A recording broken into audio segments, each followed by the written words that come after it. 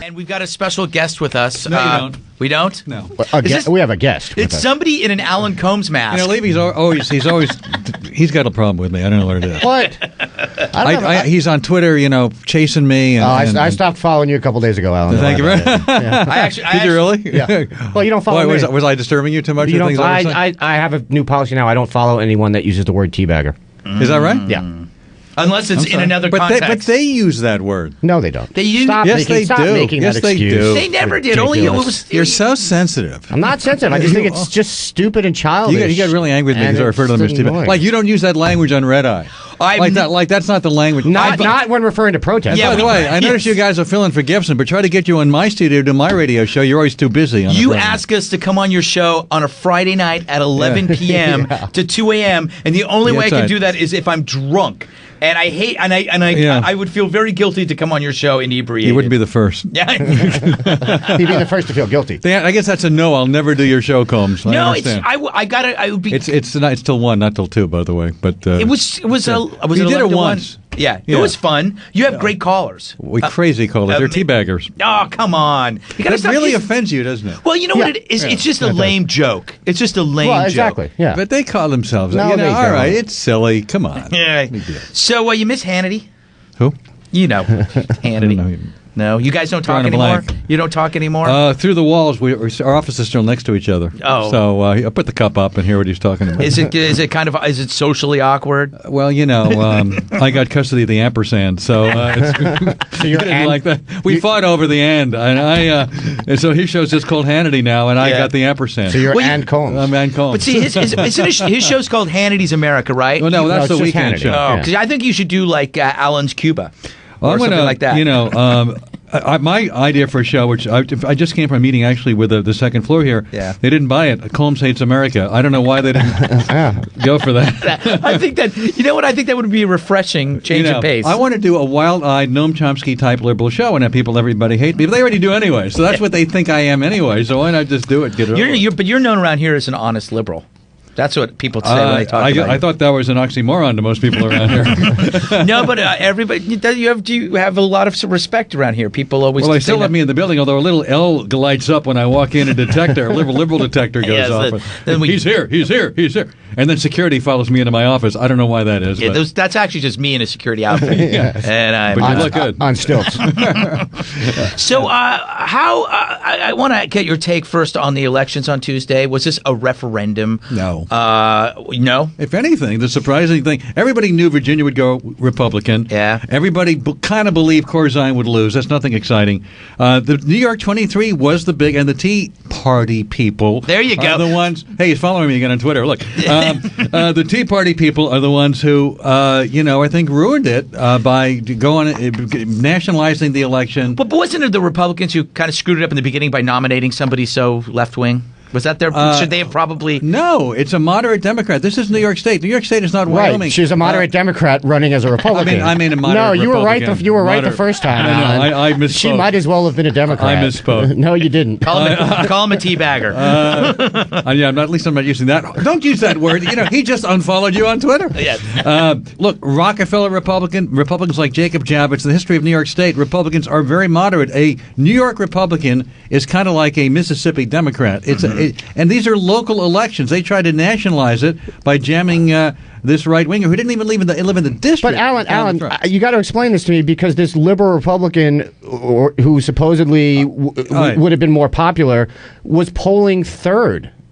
Well, she might have lost, but she would have lost. She couldn't beat the Democrat or the Conservative. She probably would. Some people think she actually would have won. Look, she also screwed everybody over. But after she endorsed the Democrat. Yeah, well, she wasn't going to endorse this interloper. If you look at her voting record, a couple of political scientists did this. She's in the 58th percentile of where she votes with the Conservatives. Can I butt in and say that I'm pretty much bored with this topic now? Sure, because I am. I know I did, but I have. That you've been on Red Eye. You know that I have no attention span. Obama, where was it? Did the speech where he talked? Play that little clip of Malia, or when he's talking about Malia. Malia came home the other day. She had gotten a 73 on her science test. Now, later, then he said she got a better grade. But do you think it's right for the president to talk about the fact that his daughter got a crappy grade? I'd be uncomfortable. I think it. I don't think I'd want my parents talking about my grades. Yeah. Especially your grades. But that's especially my grade. That's probably true. I mean, maybe he did it with her permission. Well, but the people who hate Obama will find anything to go after him on. He mentioned his daughter's grade. What a horrible! He's Hitler. Let's get the Hitler grade. I think you're having a Bush. You're having a Bush flashback. They were calling Bush Hitler. Remember they used to write Bush Hitler with a dollar sign. That was wrong. With the dollar sign for S. To the extent that it's happening with Obama. Oh, you are crazy. It did not. It did not. You people are sounding like right-wing loonies God. now. No. You're driving us to it. It's my fault that you're crazy. I wrote for the Huffington Post for I don't know how many years, 3 years.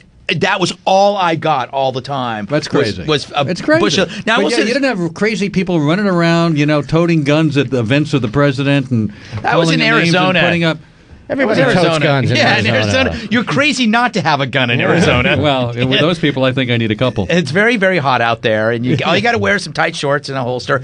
I got to ask you, Obama, should he have gone to the Berlin Wall? I mean, he went to go fight for the Olympics. I don't think it matters. I mean, these are such a minor. They went after him for the Olympics. Now they're going to go after him for not going to Berlin. You still got the birthers. You got the people who dislike everything he does. But the thing is, Alan, you're absolutely right. You are 100% right. But for some reason, you think that you guys didn't do it for the last 8 years. You guys were equally First of all, I'm not obnoxious. you guys. I'm a liberal more than I'm a Democrat. When I say you people, Alan, I mean you. If you look up you people in the dictionary, Colmes, you see the little picture there. I don't subscribe to that. And your only excuse is, well, you guys did it too. No, it's not an excuse. You guys did it too. No, it's not an excuse. I can't stand that excuse. I like his impression of us, though. It's just that you refuse. You did it too. You just refuse. No, you are. No, you just refuse to admit that you did it. No, you too. are. The point is the rhetoric that was used against people like I'm not defending that. I mean, the point is, but I'm not defending it. But are you saying we're right then? Are you saying we're right? You're on the right. way over there. No. Yeah. Otherwise, they wouldn't let you in this room. I don't get to work in this nice studio. Man, my radio studio is the old one down the hall. You miss Hannity and Colmes, don't you? You really do. Why do you say that? I don't know. So you saw the new unemployment rate? Yeah, 10.2. Yeah. Okay. Now, good. Is that still Bush's fault? Yes. It really is. Well, no. I mean, it's nobody's fault.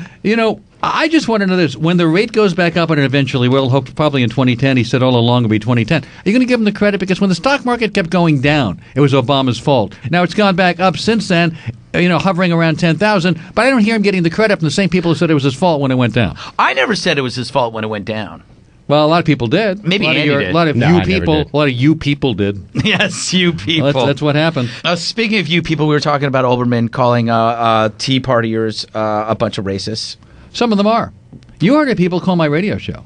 I mean, people doing watermelon jokes. I'm not saying all of them are, and I think that Jimmy Carter was right when he said, and quote, a large portion of those people are against the president. Not a majority, but he said a large portion. And that is true. I get them every night. I get these calls from racists, from bigots. Sure, that's just me, by the way, calling you. And I didn't know you did that many voices. Yes. And look at the bigotry that's come out in the wake of what happened at Fort Hood and all the anti-Muslim. What bigotry? What bigotry? What bigotry? You're